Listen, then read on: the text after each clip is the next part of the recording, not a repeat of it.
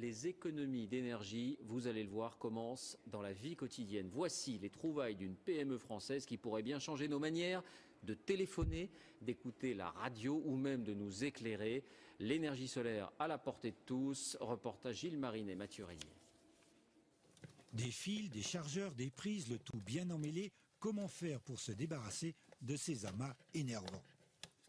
C'est un vrai plat de spaghettis.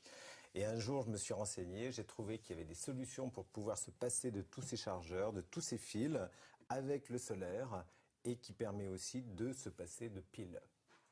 Cet ingénieur de formation s'est donc lancé à la recherche d'objets du quotidien, avec un mot d'ordre simple, ni fil ni pile, et il en a trouvé. J'ai un réveil ici, un réveil solaire.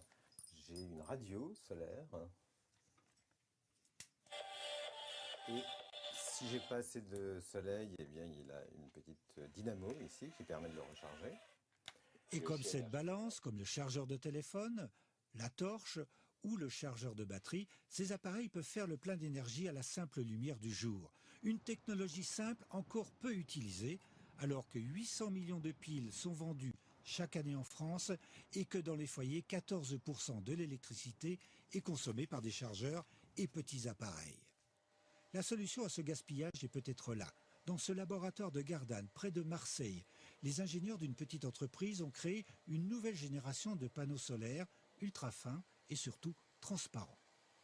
On le rend invisible en y ajoutant un dispositif optique qui permet à l'observateur de ne plus le voir.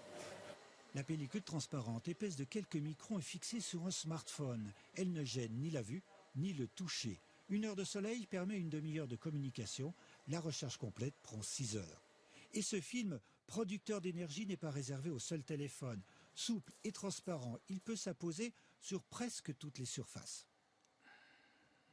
On peut imaginer le transport, des surfaces de voitures, d'avions, de trains, mais aussi le bâtiment, des vitres, des façades, des toitures.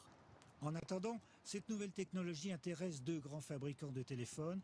Les premiers smartphones solaires pourraient être disponibles cette année.